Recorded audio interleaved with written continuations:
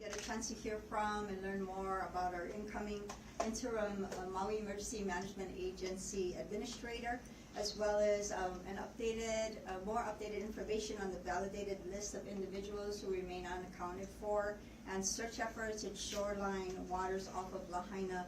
We'll begin first with Mayor Richard Bissen. Aloha mai kako. Today, I'm pleased to announce that we will be having Darryl Oliveira joining our Maui Emergency Management Agency as our interim administrator.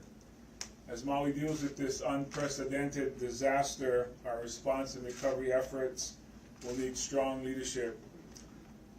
Chief Oliveira's history of emergency management and community leadership will be an asset for us as we deal with the wildfire disaster and its aftermath. In his 31 years as a firefighter on the Big Island, he spent 9 of those years as the chief of the fire department. Following that, he also spent 3 years as what it was then called the Civil Defense Disasters Chief. His experience of emergency management includes the devastating Hurricane Iselle that impacted our Hawaii island. He will move from Hilo, and he will be welcomed here into our Maui County Ohana. I'd like to at this time invite General Hara and Michelle Kauhani to offer remarks that they have, and also regarding Chief Oliveira's selection. General? Thank you, Mr. Mayor, and aloha. I wanted to first start by reiterating that the state of Hawaii is here in support of the County of Maui. We established the Hawaii Emergency Management Agency forward last week Thursday on 15 August with about 30 personnel. And we did that to be more responsive to Mayor Bissen and the Maui Emergency Management Agency's requests. I have worked very closely with Darryl Oliveira in my role as within the National Guard and the State of Hawaii Department of Defense. As the Mayor mentioned, Hurricane Iselle, and then also the 2016 Kilauea volcanic eruptions that threatened Pahua. And he's a true professional. He's an expert in emergency management, and I look forward to working with him. Last, I want to address some of the things that the Joint Task Force 5.0 is doing on some of the issues with water in the county. So currently, they deployed an 800-gallon water distribution capability at the intersection of Kula Highway and Cop Road. That the public can draw from. And then this Sunday, the military is flying in 2,000-gallon water systems. And again, that's in support of the county's water supply and how we can help. And then we're looking at some additional assets from the military for water. But that's all I have for now. Thank you. And Thank you for the opportunity. We at the Hawaii Community Foundation stand in strong support of our mayor and all of the folks here on Maui as we continue to raise support through the Maui Strong Fund. Also want to just thank Darryl for his leadership and being here. We have worked closely with Darryl over the years. He's a member of the Hawaii Community Foundation's Hawaii Island Leadership Council, and so we know that both his background and his strong character will be helpful as we move in the days ahead.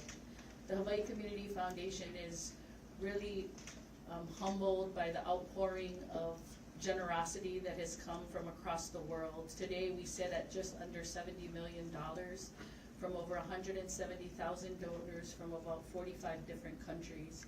And so we stand in strong support of the county for the current, mid, and long-term recovery of Maui. Mahalo. Chief? Thank you, Mayor. I'd just like to open and say that on behalf of myself, my family, people of Big Island across the state, we are so sorry for what Maui has experienced. I'm here to support the mayor and his team, work with all the agencies, the community, and to help things move forward and progress so that Maui can recover quickly and effectively as possible. I want to also acknowledge there's been tremendous efforts made prior to me being here. I was fortunate to get on island on Wednesday, start to get dialed in with a lot of the operations, and been fortunate to see a lot of the tremendous work that's already been done by the community and all the agencies here.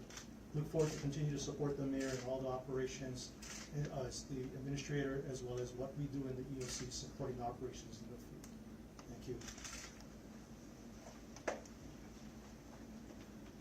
I just want to say a couple more things before we bring up our next speakers. We will be sharing more with our community next week about what they can expect from FEMA and what they're doing in our community and to help our island recover. We will give you notice of that, the media days. I want to assure everyone that the county is in coordination with our partner agencies, which includes FEMA. We're working directly with them to help guide all of the necessary efforts in an appropriate and responsible way. We continue to be mindful of our families that still have unaccounted for loved ones. I'm grateful for the outpouring of care and of the support that they are all receiving. I'd ask Chief Pelletier to address you before Special Agent Merrill. Thank you, Mayor. Again, aloha, and again, we absolutely need your patience, continued prayers, and we need to persevere. I also have to, because I can't do it enough, say thank you so much to the incredible work that the Maui Police Department, the Maui Fire Department, our federal partners, our folks at the Mint, our other workers, our electeds are doing each and every day. I also need to thank the people of Maui County.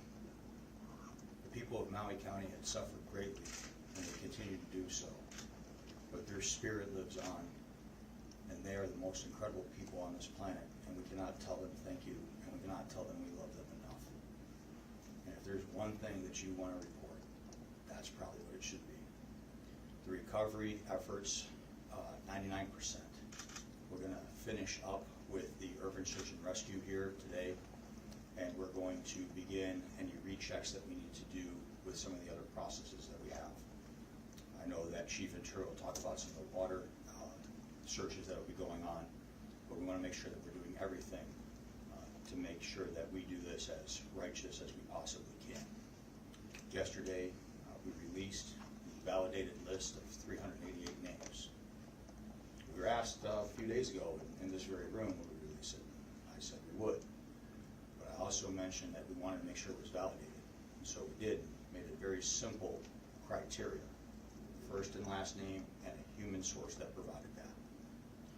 And I talked about the incredible partnership and integrity of the Federal Bureau of Investigation and the leadership of Special Agent in Charge Steve Merrill that got that list, and we have been working tirelessly to get there. But I will tell you this, that we know since releasing it that we have had hundreds of contacts come in. And that's great news for those that come off the list, and it's heartbreaking for those that don't. And so it is a double-edged sword, we knew that, but we want to make sure we're giving everybody every chance to help get through this, and we're doing everything we can to get you the information you can so that we can be Maui strong. God bless.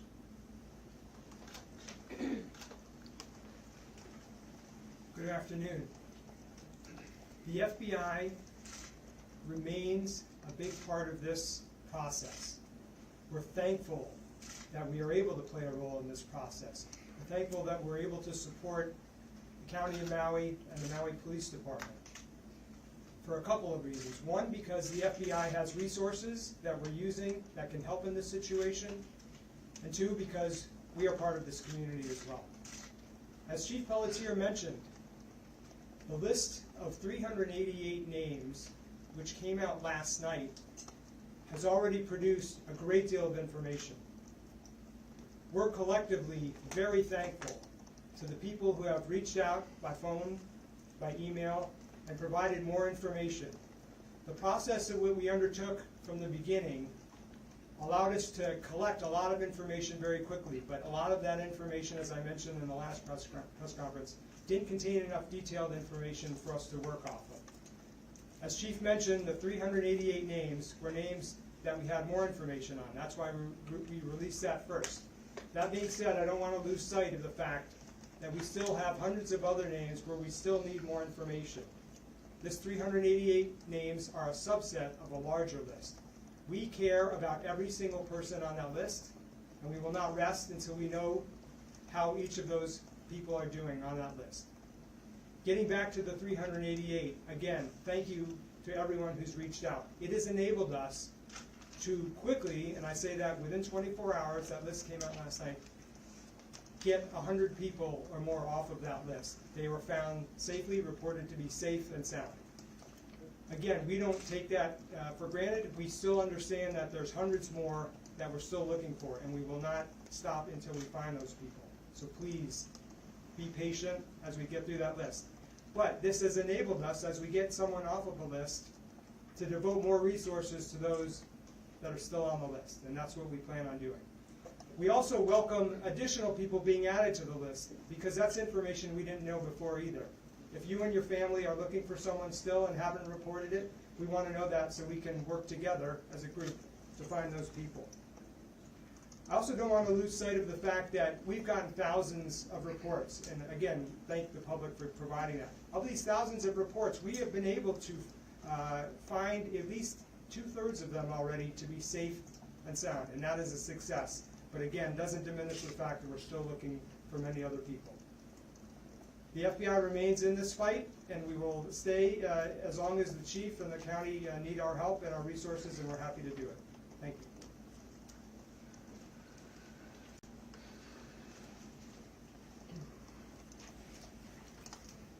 Aloha. Aloha. Today I'll share with you the recent ocean operations that we've been working on for nearly 6 days. Today I wear white. It's a symbol of hope and trust for our community, and it's important for us to portray that message throughout our community right now, because there's a lot of people working day in and day out to bring closure to some of the unopened and unanswered questions right now. Maui Fire Department, along with our Ocean Safety Bureau, have been working tirelessly and closely with U.S. Coast Guard, DLNR, MPD, Honolulu Fire Department, U.S. Navy mobile divers, and the FBI. Once the water was deemed safe enough to enter, we put into effect our plan. Today makes day 6 of our diving operations, where we approximately put 40 to 50 personnel in the water every day. We started last week Saturday and Sunday in the harbor area, and cleared that area prior to going to the open ocean and the shorelines. On Monday and Tuesday, we created a plan and we gridded out areas of concern along the shoreline there. Starting Wednesday and Thursday, we searched along the shoreline up to 30 feet deep, and we so far have cleared 50% of the coastline between Pu'umana and the north end of the concerned area. Today they're continuing to dive in the water. The 50% that they're concentrating on now is going to be from the harbor south to Pu'umana area, and we'll get a report back at the end of the day to see if they were able to close that last 50% of the search area. Thus far, we have not recovered any bodies. However, we've accounted for a lot of personal effects that have been shared and passed on to the police department. As we continue to do our operations there, we'll work closely with all of our partners and to provide a good, complete coverage of the area. The area is significant concern offshore, where the people were well known to be going in the water, was searched to a very, very, very high level of degree with a saturated number of personnel in that area, and they were basically leaving no stone unturned as they went through that area to look for any types of artifacts, remains, or personal effects. We anticipate possibly doing ocean operations 2 tomorrow, and if that does occur, we'll let you know the results of that. Thank you. Thank you, everyone. At this time, we'll take questions from members of the press. I ask that you raise your hand, identify who you represent, and then we'll have the appropriate speaker. Gentleman here in the gray, followed by you in the white sweater and in the blue checker. Sure. Hi, Ben Tracy from CBS News.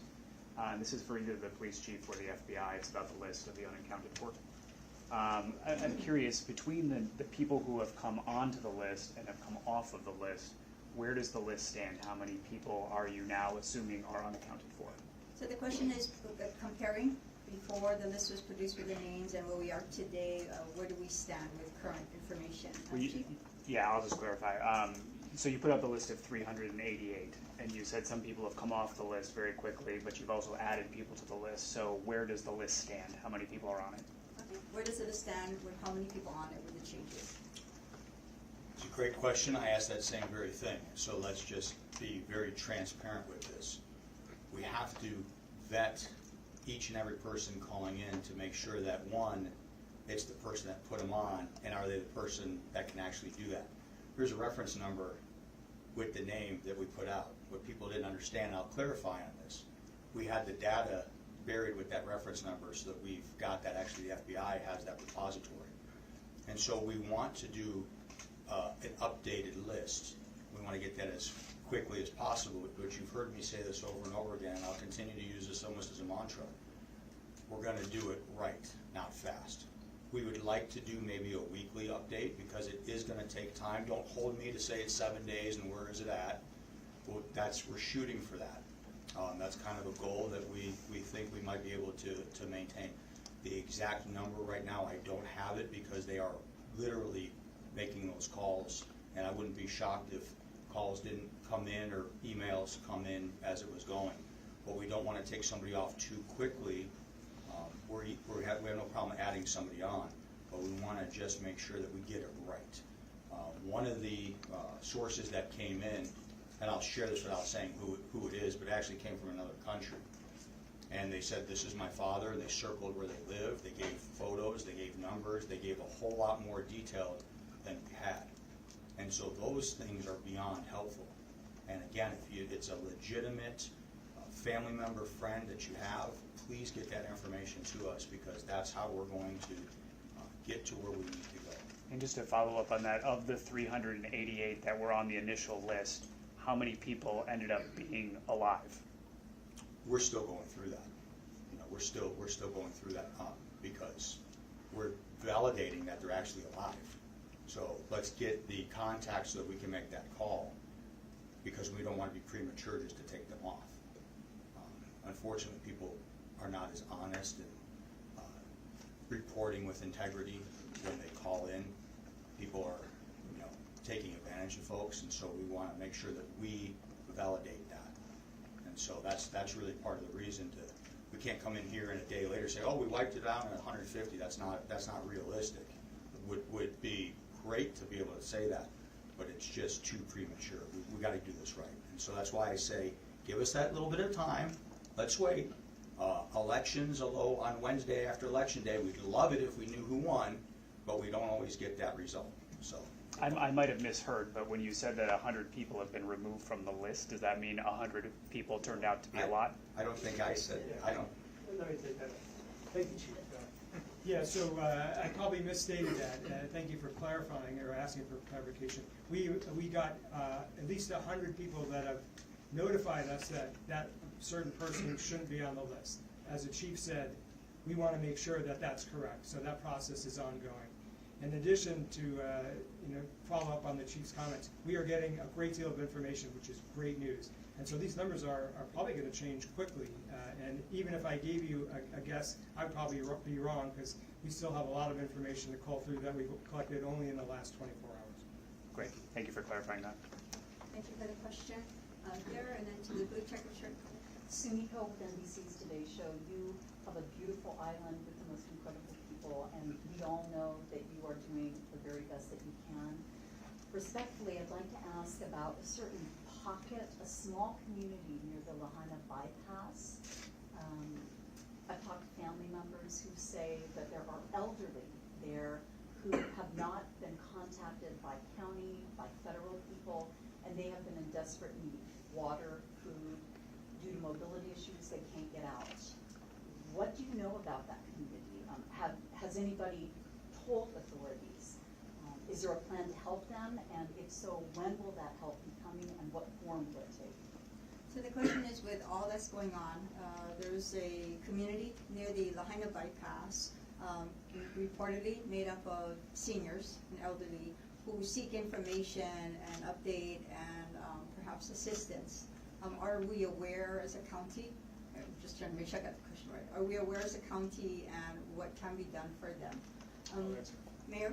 Yeah. So, thank you. We have had folks, this is pre-fire, that were staying in that area. I think you're talking, are you referring to Cutback Mountain? Is that the area that's referred to? No, it's near the Lahaina-area house. Right by the park. And there By are the park. homes, yeah, that have not been burned, Okay. but are within the restricted zone. So we are aware of some people who stayed in their homes and their homes were not destroyed. And some of them were not comfortable leaving their area because they thought they would not be let back in. We've opened the road for a while now, so that's not the case any longer. So people have access. We gave away free fuel to people who needed fuel. We've given away free food and water. That's been made available. Now, we haven't gone house to house, I will say that, but others have. Other organizations have gone house to house. We've taken in showers for people that don't have running water. We've taken in porta potties for people that didn't have that. So I would be surprised to learn that people have nothing to them because you've probably checked Lahaina yourself. You've checked Gateway and the PD Plaza.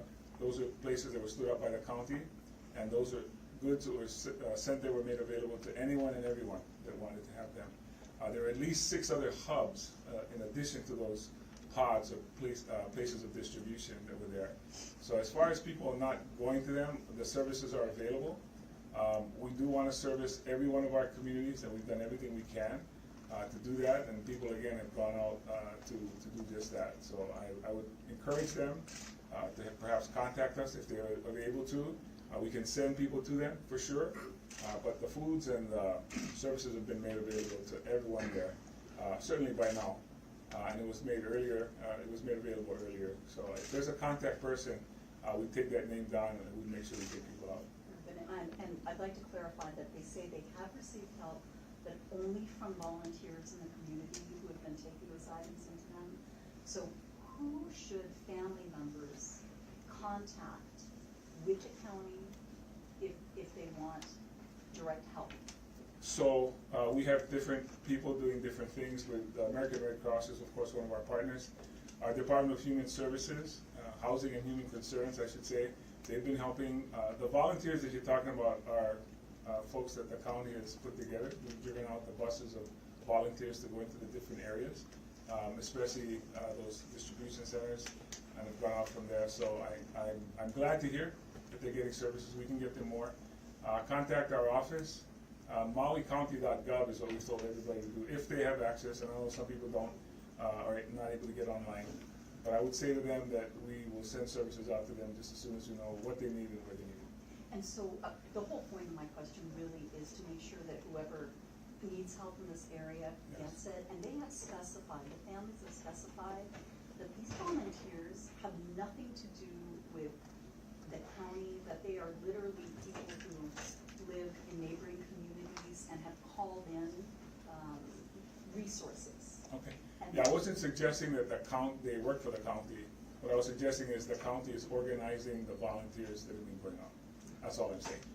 Some people have gone out on their own, but certainly we've, I'm not trying to take any credit for anything, but I'm saying if you call us, we can get the volunteers to them because we have them. And we have access to them. We have lists of people that, when people call in during a disaster like this and they ask how can they help, that's one of the areas we ask them to help, is sign up to volunteer. And we'll drive them out there and put them in our neighborhoods. Thank you. Thank you. Thank you, sir. Yes, to the checkered, and then we're going to go to the corner there. Sir? Hi, my name is Nick Bogle-Burrows with the New York Times. I wanted to ask about the water search efforts, maybe for Chief Ventura.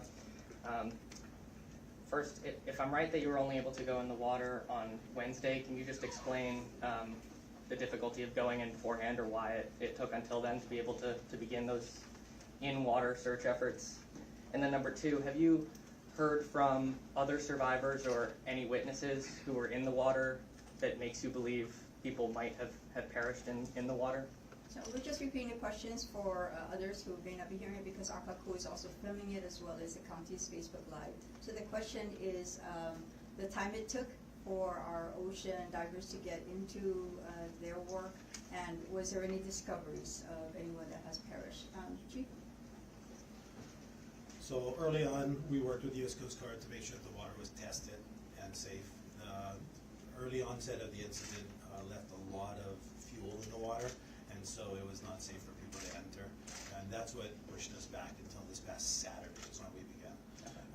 As far as your second question goes, there were reports early on at many of these press conferences that the Coast Guard was able to make some rescues and recoveries.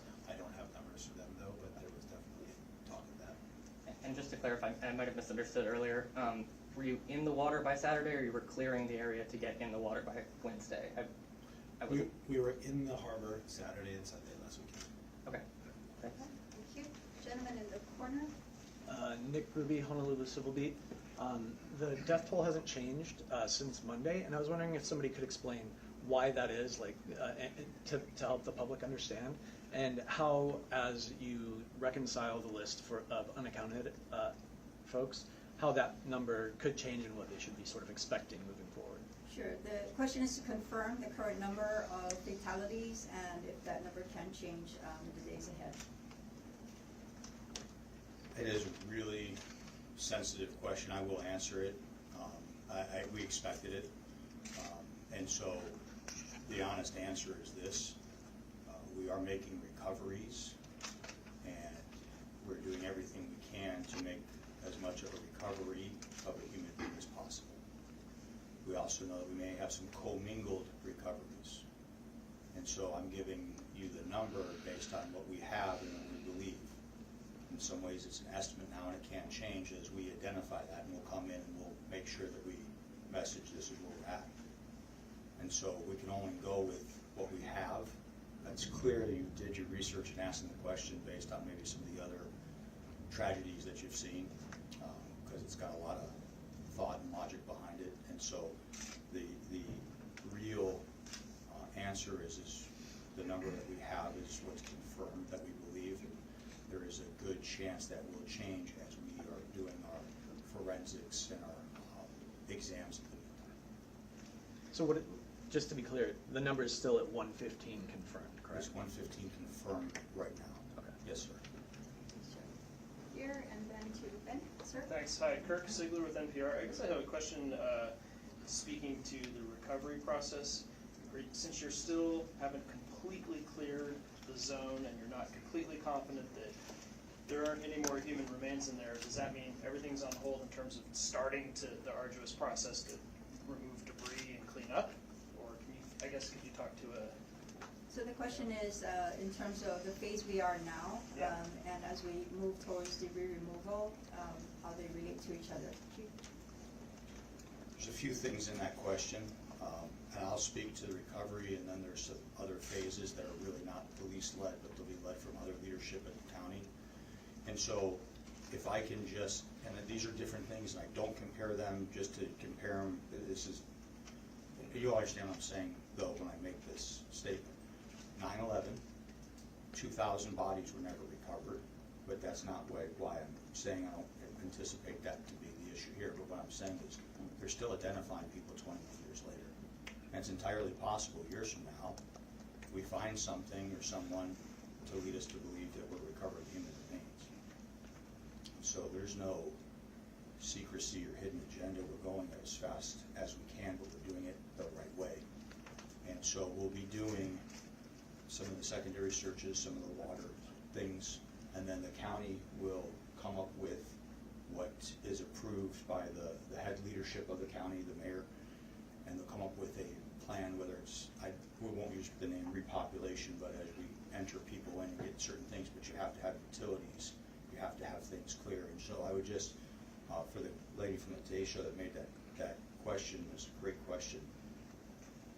You do have people that are living in areas that know it's their houses, I get it, but they don't have water, they don't have food, they don't have electricity. There's a lot of harmful things around them, and there's places that we have set up. The county was so quick to work with the state and other partners, and they've got a shelter for them, they've got food for them. And so we would really encourage, I would as the chief of police, really encourage people to get out of that area. We don't need to have somebody else die because they chose to stay in a place that they shouldn't be at for years. And asbestos, we haven't even talked about that. And so I just hate for there to be any worse. Thank you. Let me finish. I can help with that a little bit, I think. So we are going to go until the experts tell us there's no more that they can identify or recover. So that number may not obviously equal the number of people that are unaccounted for. So that's the answer, and we're very close to that according to what the police have shared with us. What's going to happen after that is the EPA will be doing the cleanup of hazards and toxic materials that are there, propane tanks. Some of the propane tanks there you folks have probably seen have not exploded, but they're dangerous, they'll be removed. So the EPA will go through next, and they'll decide and remove. And those things, I just want to report, will be removed out of Hawaii, out of the state of Hawaii, not just off of Maui. They have locations that they dispose of those items. When that's done, we'll make decisions about how people can come back in safely. But before they can come back in, inspectors have to come from the Department of Health and from the building and planning departments to determine if there's a structure, what degree of safety that structure is, and if there's anything either in the soil, in the ash, in the air that makes it dangerous. So we have to have two types of inspectors come through, and they're going to put a color-coded flag on each property, and they're going to determine what the safety level of that is. Those things have to happen first before people that are not suited up can go back into that location. So you can expect that to be the next couple of phases. EPA removal, inspectors giving an air quality and a building quality decision, I should say, on the structure itself if there's one there. And then we'll talk more about how the community can go back to their locations and remove their personal items before we start the next phase after that, which is debris cleanup. So please don't confuse the EPA cleanup with the debris cleanup. There are two separate events, and they have separate standards, and we're not there yet. But our phase now that we're in phase 0 is to complete the recovery.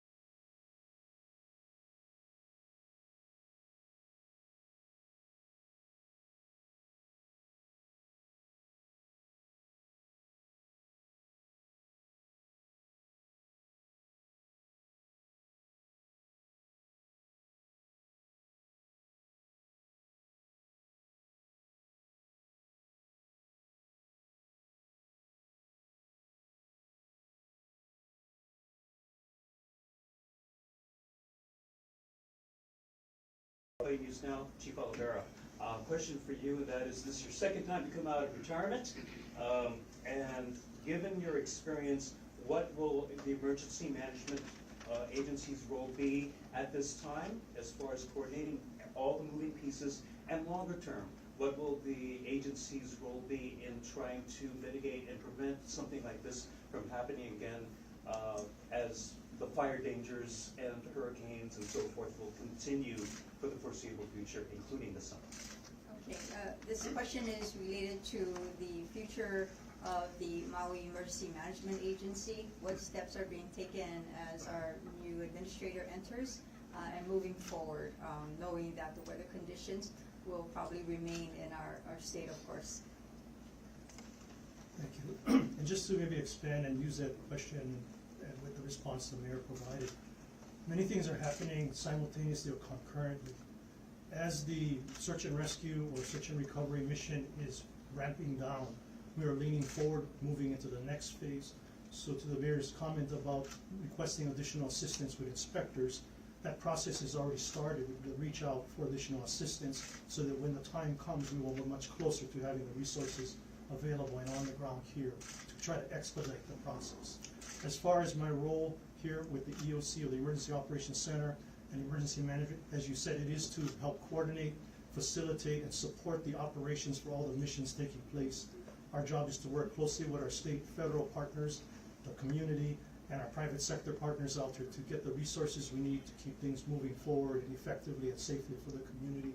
In the long term, one of my roles or goals here is to continue to help Maui County rebuild its emergency management system, to continue to gain the trust and confidence of all of you. For many of you in the community that don't know me, I have to earn your trust, have to earn your confidence with what we can do. And that's my goal, to just reinstill the trust and confidence in the system, because it will need to work for the future. As you know, we're in hurricane season now, so although we're dealing with this crisis, we're still mindful that we're still vulnerable to other events, and the systems need to be in place to take care of the community, which we will do. So we're working very closely in support of the mayor and his team, all the other layers of government, and all the partners, and I cannot stress enough, working closely with the community, because there's a huge piece of that with community, with public education, awareness, understanding the threats we live with, what each of us as citizens across the state can do individually and as families to be better prepared. Quick follow-up, but this will include a goal of perhaps concrete actions and things that can be done and taken moving into the future? Yes, so looking at warning systems, communication, public education, definitely concrete strategies and I want to say plans that can be communicated to the community. Thank you. And that's why he came out of retirement, not once, but twice. Right. He clearly cares. We'll go to the gentleman with the black hat. Sam Spangler with KH1 News. Question for Chief Ventura or Chief Oliveira. Oftentimes on the continent, we see wildfires fought with aircraft like C-130 airplanes. During red flag conditions here, when helicopters can't get in the air, would those be effective here? And do we have those capabilities on both a county or federal level? Thank you for the question. It relates to using a variety of air assets in relation to wildfires as used on the continent as well. Chief? Yeah, great question. It's something we've looked into and we'll further look into. There's a variety of fixed-wing aircraft that are used for firefighting.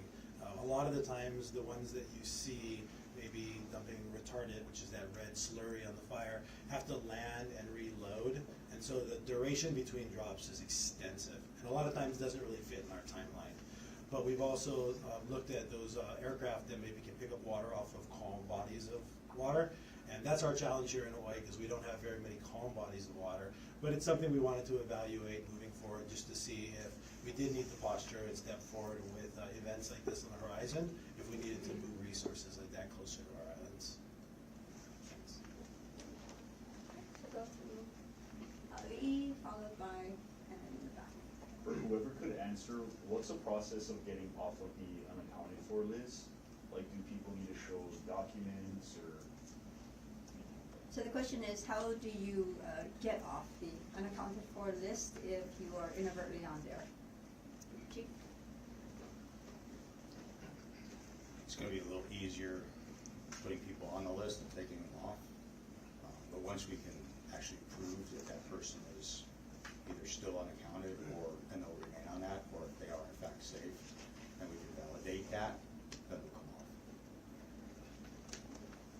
Going to Paul and then the woman behind you. Paul? Thank you. Paul Aker, Maui Alert. The question's for the chief, fire chief, and then maybe the mayor would like to add something.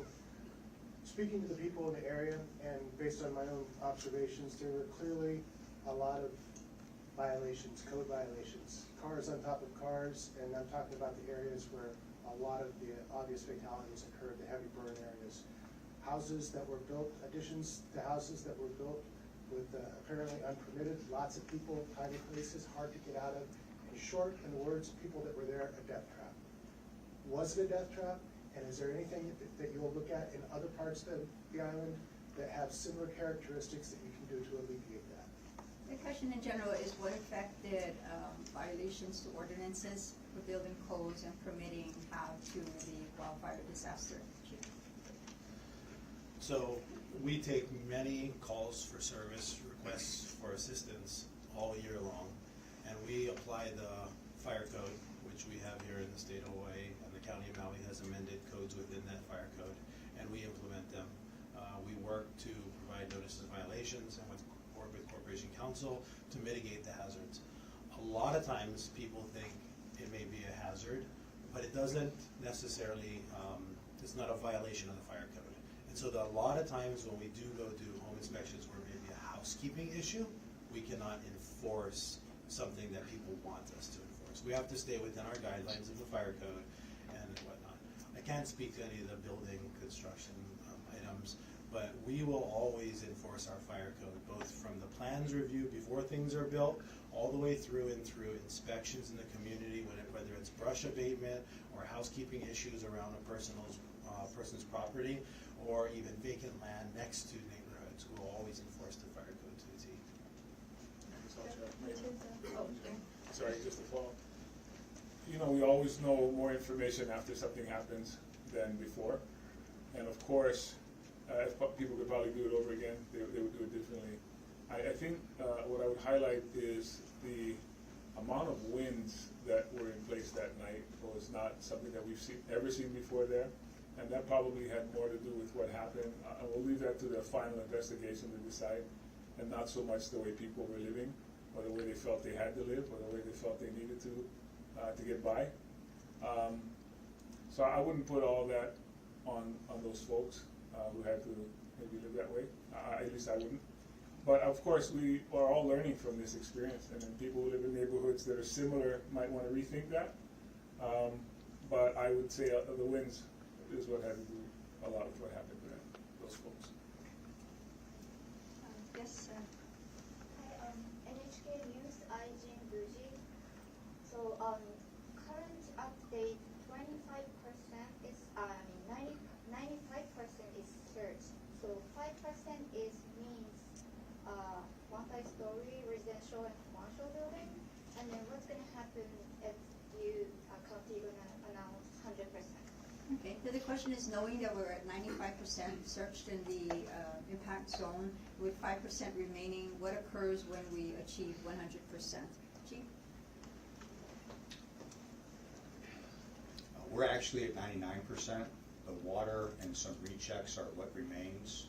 Some of the rechecks, depending on the information we have, the urban search and rescue component is done, and so we may use other resources for those rechecks, and they'll be intelligence-led moving forward on that point. So we're very close to having that completed, but can't say that we're 100% while we're still doing searches in the water. And I know there's some other assets from some federal partners coming in, so I don't want to just, hey, we're 100%, but we're still searching. It's just that math doesn't add up. So we're very close. Urban search and rescue, that part is done. You know, and that's a FEMA component that's here, and we have a task force. Doesn't mean FEMA is done. They're going to be with us for quite some time. But that's the honest answer.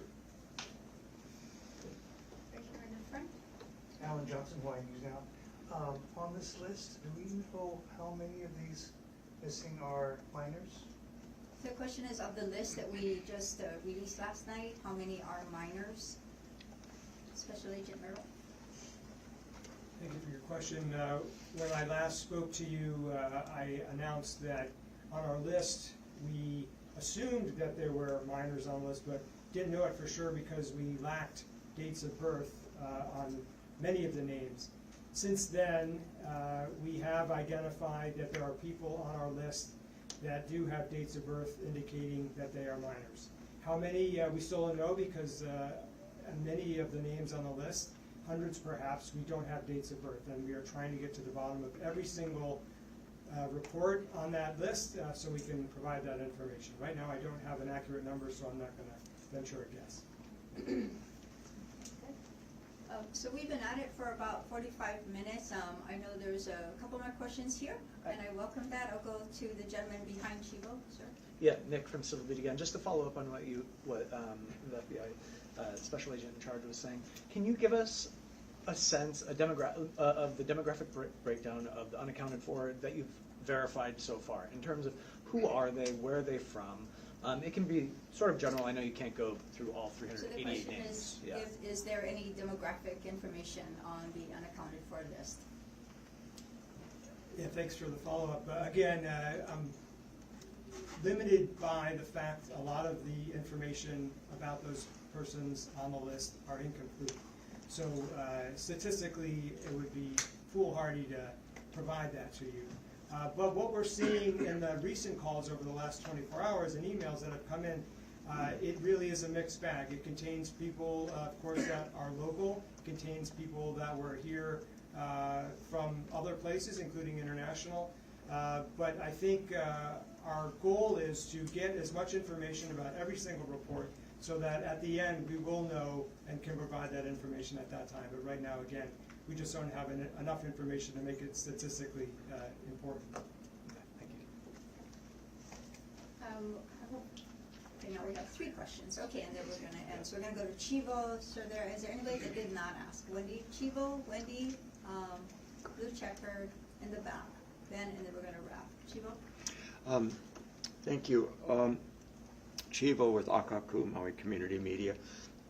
Earlier in the press conference, when Mayor mentioned working with FEMA, I have spoken with a number of people that for some reason have a great deal of mistrust to some of the agencies, the federal agencies. And as unreasonable or reasonable as it may be, it doesn't strike me that they will be approachable without some kind of some help. Is that what you were referring to when you were talking about working with FEMA and the agencies? Sounds like a question for Mayor. The question is working with FEMA and the potential for mistrust from our community of the agency. Sure. You know, without knowing the exact concern of that citizen, I would just say FEMA has been here. They have maybe over 1,000 people that they've brought in with them. They have the FEMA Disaster Center set up. That's where people can initiate their request for benefits.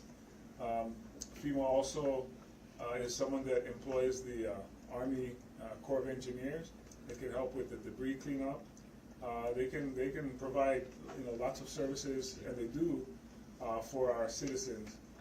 Without knowing the basis of the mistrust, maybe someone's been through something before and they didn't receive good service. I don't know, but I can tell you with the visit from the president and with the director, the head of FEMA in Washington D.C., who's visited us twice, and they've given strict orders to their regional FEMA director, who is Bob Fenton, and Bob will be at our next press conference. He will be here next week whenever we hold one. He'll be here and he can explain in much more detail than I'm doing right now. But the fact is, he has been on the ground and they've given us tremendous support. So they've been able to call in. We would still be at probably 25% of searching if we were doing it ourselves with the Maui Police Department or whatever assets we had in the state. I think they brought 5 teams of search and rescue, urban search and rescue and recovery folks.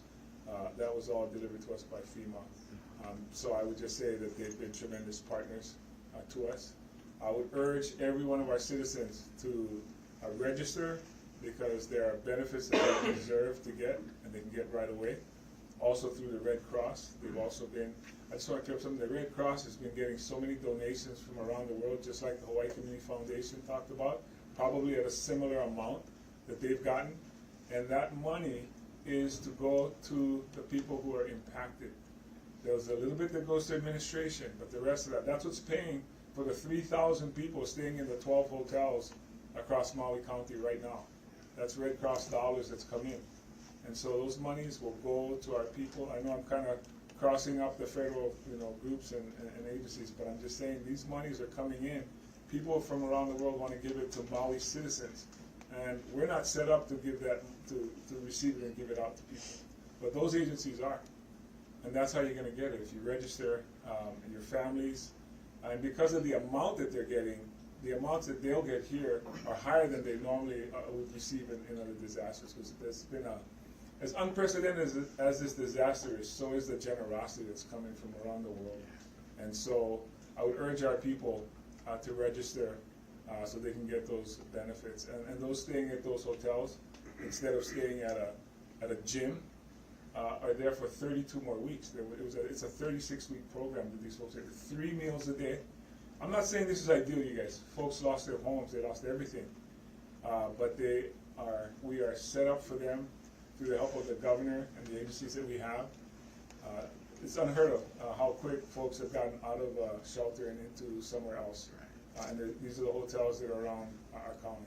Again, not ideal, but the only way you get that is if you register. So please do that. Thanks for the question, Chico. Mahalo. We're going to Wendy, and then the woman back in the white shirt, and then you're gonna wrap up. Wendy? Wendy Osher, Pacific Media Group in Maui Now. The question is for Chief Ventura or Special Agent Merrill. Perhaps you can both weigh in. What type of personal effects are you finding in the water? And given the amount of people who sought refuge in the water, is there a consensus forensically what is likely to have occurred to the remains of those who were not rescued? The question is about the effects found in the water, what type, and also forensically any information on the possibility of remains found in the water through damage. There's several different types of personal effects being found in the water. I'm not exactly sure the exact type, but you could imagine the types of things coming off of people that jump in the water: jewelry, cell phones, purses, that sort of thing. And all of that's been handed over to the Maui Police Department and being preserved right now.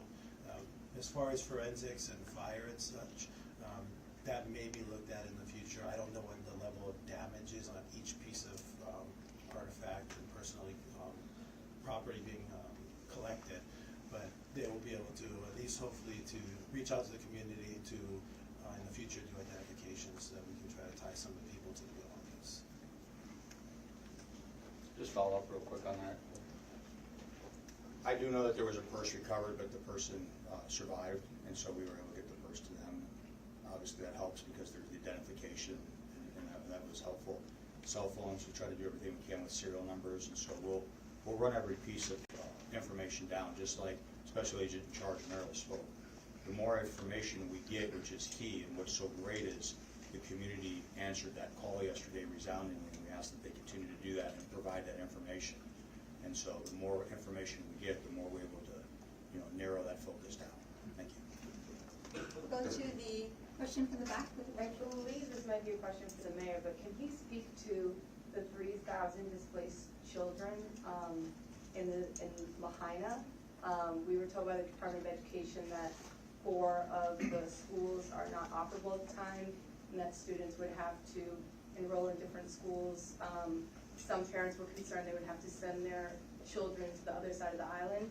Just wondering if there's any update you can give on the status of these children that have been displaced. Sure. The question is about the children who are students in the schools that are no longer operating in Lahaina. There are upward of thousands of them. Typically, that's a state function with the Department of Education. Mayor can help expand. Yeah, I'm not sure if I would say they're displaced. They don't have a school to go to, but we have other schools on the island that has welcomed many students. Some parents have chosen not to send their children to other schools. Some parents have chosen to do school virtually, online. The Department of Education will decide what happens with their schools there. There are just as many parents who are concerned about the air quality and the water. Should they send their child back to school somewhere in Lahaina?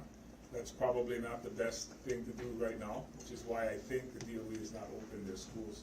But we have opened our schools and opened our arms to the rest of the island has. In fact, on the first day, when Lahaina students were there, everyone in those schools wore red to welcome them. So I think it's not a matter of not having enough space. I think it's a matter of choice, and it should be for the parents to decide what's best for their children. But I would say we have available schools and space for them if they choose that. We are approaching the 1 hour mark. Our final question will be from Ben. All right, Ben Gutierrez, the ladies now. Mayor Bissen, if I may ask, why did Maui County decide to file a lawsuit against Hawaiian Electric, even as the investigation into maybe the cause of the fire and everything else? The question is regarding the lawsuit that the County of Maui filed against Hawaiian Electric. For that question, we'll turn that over to Tori Takayasu. Hello, thank you for the question. Victoria. Victoria Takayasu, TAKAYESU Corporation Counsel. The mayor actually did not make that decision. He was conflicted out. So we received an outpouring of support from many municipalities on the mainland that have experienced disasters as well.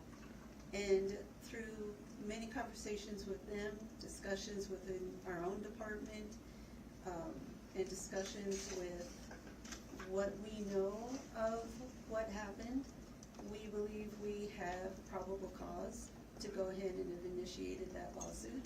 So at our recommendation, we discussed it with the managing director. We presented him our information, and he decided that we can go ahead and file a lawsuit. Before we close, I just want to say and thank all of you for the respect that you have given us at each of these opportunities. I also want to say that sometimes the information goes out in not the way we want, but we welcome our ASL sign language interpreter and appreciate the fact that not all of our viewers and all of our recipients of information understand that there are parts of our community who need those services. And I know we've gotten some comments and criticism, but I do want to point that out. We are serving the needs of those not as blessed as we are in the way that we receive information through our own hearing gifts. So I will leave that at that, and thank you everyone for coming. We've been at it for an hour, and thank you, mahalo. Mahalo.